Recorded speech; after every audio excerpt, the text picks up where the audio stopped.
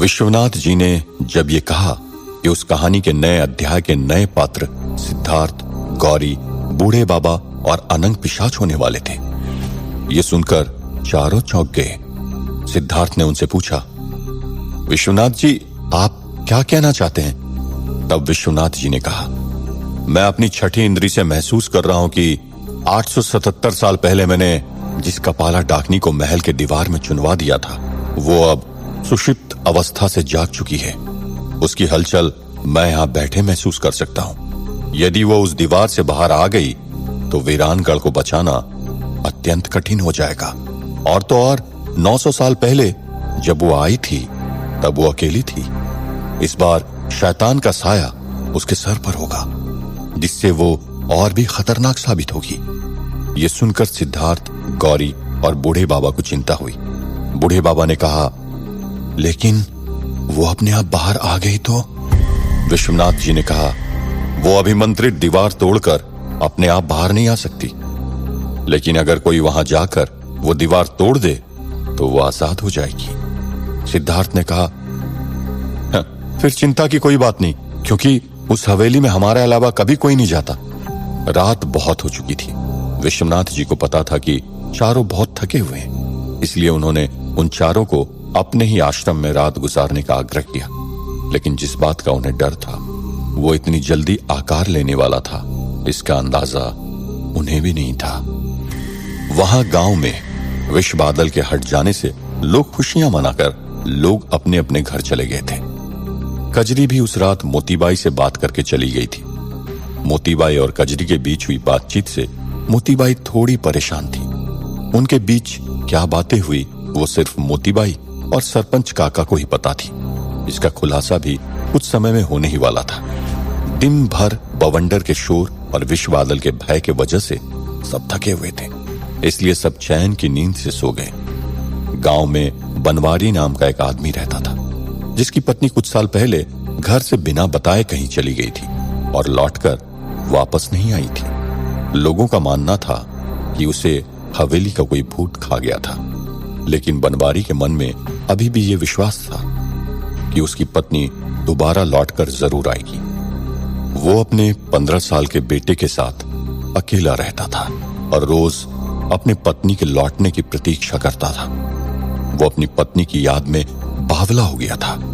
उस रात को जब सारा गांव चैन की नींद सो रहा था, तब वो अपने घर के बरामदे में बैठा हुआ चांद को निहार रहा था और अपनी पत्नी को याद कर रहा था। अचानक उसे ऐसा लगा कि उसे उसकी पत्नी ने पुकारा। वो तुरंत ही उठा और यहां वहां देखने लगा। उसे कुछ ही देर में फिर से अपनी पत्नी की आवाज आई, जैसे उसकी पत्नी ने उसे पुकारा हो। वो पत्नी के खोने के गम में वैसे ही बावला था। वो अपनी पत्नी की आवाज सुनकर और भी बावला हो गया और बिना सोचे समझे अपने बच्चे को घर पे अकेला छोड़कर अपनी पत्नी की आवाज सुनकर उसे खोजने चला गया। अंधेरे में वो अपनी पत्नी को पुकारता हुआ वीरानगढ़ की गलियों में भागे जा रहा था। रेवा, रेवा, कहाँ हो तुम? ऐसा कहते हुए वो दौड़े जा रहा था। किसी गांव वाले ने अपनी खिड़की खोलकर उसे कहा, अरे बावले सो जा, वो ना आने वाली वापस।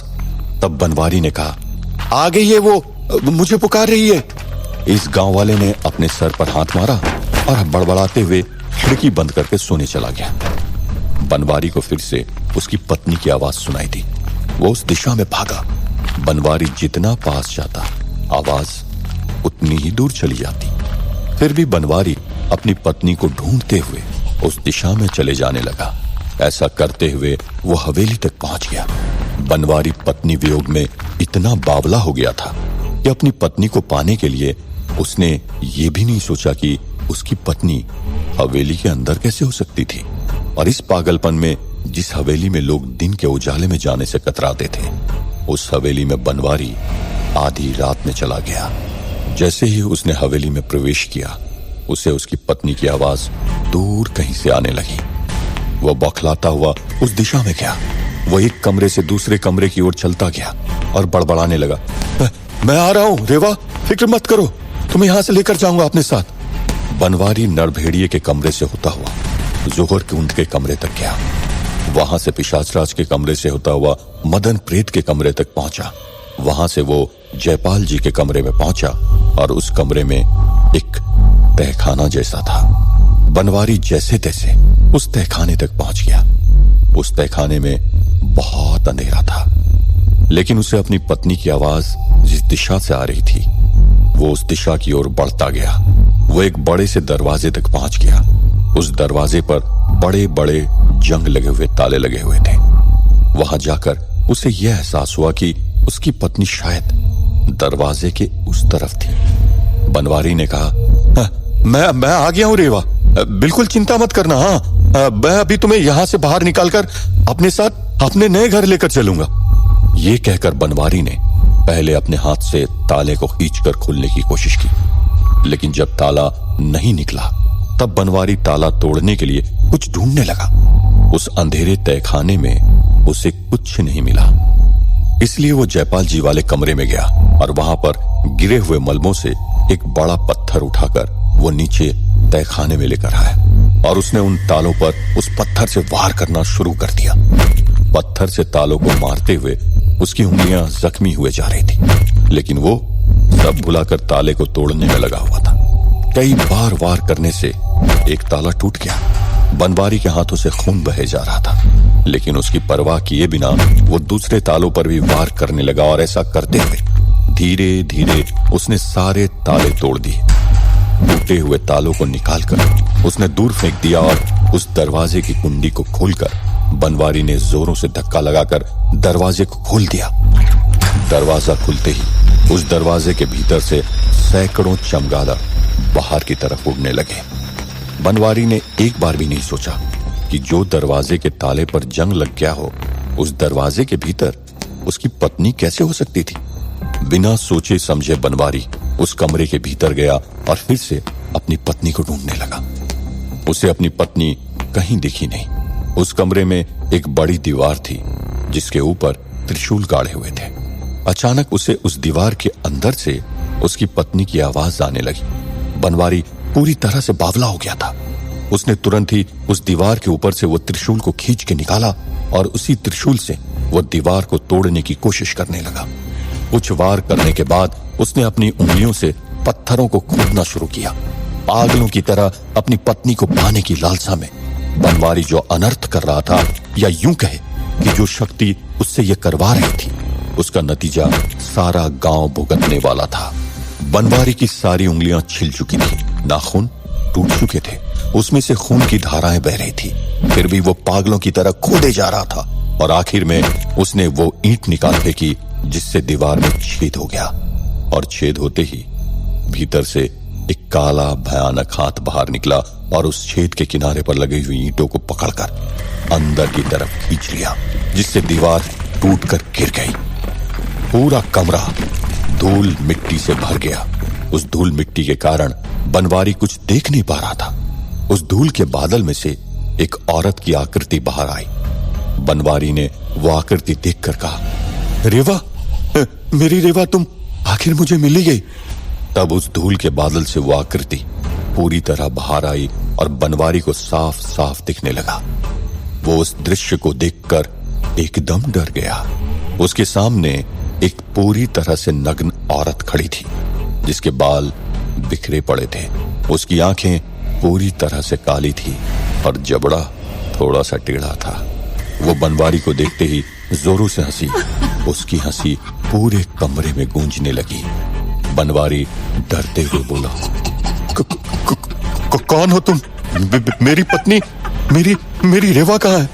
उस औरत ने कहा, तेरी पत्नी है तो कब की मर चुकी है।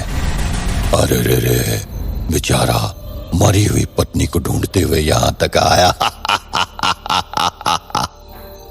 वो नीचे झुकी और बनवारी की गर्दन पकड़कर उसे उठाया और कहा, मुझे आजाद करवाने के लिए शुक्रिया। इसका इनाम तुम्हें जरूर मिलेगा। 877 सालों में मेरे पहले भोजन बनने का तुम्हें सौभाग्य प्राप्त होगा। ये कहकर उसने बनवारी को जमीन पर गिरा दिया और अपने नाखूनों से उसकी छाती फाड़ने लगी। अपनी पत्नी की मृत्यु की खबर मिलने से बनवारी के जीने की इच्छा खत्म हो चुकी थी। उसने अपने आप को बचाने की कोशिश भी नहीं की और मरते मरते उसने पूछा, तुम कौन हो? तब उसने कहा, मैं यहाँ की स्वामिनी हूं, मैं कपाला डाकनी हूं।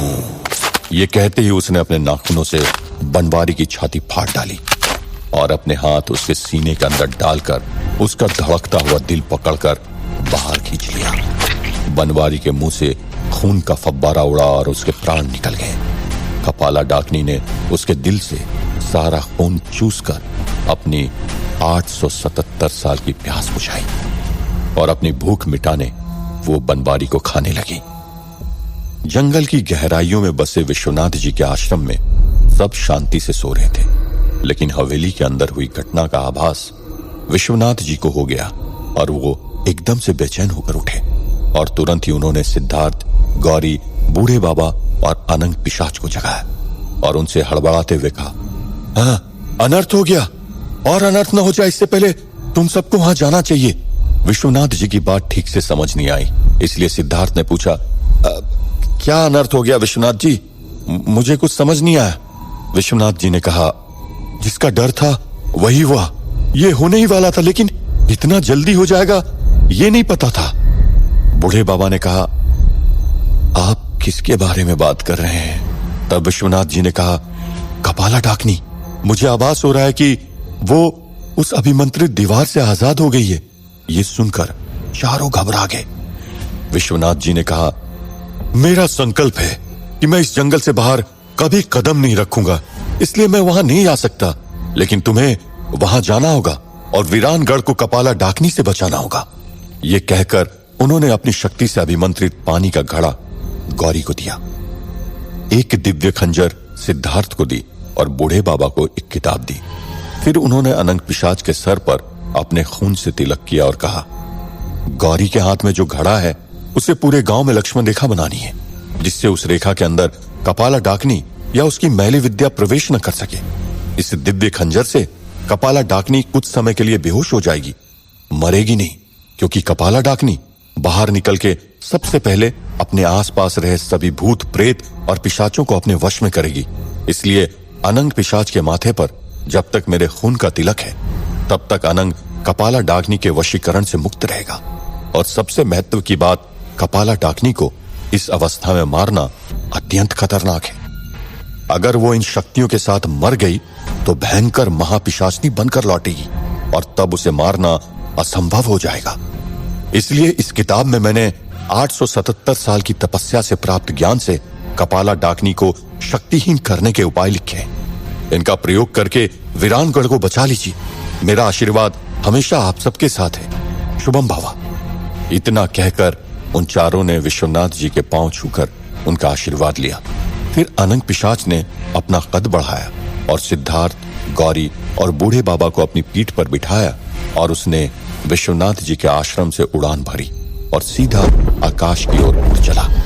कपाला डाकनी ने बनवारी के शरीर को जी भर के खा लिया था।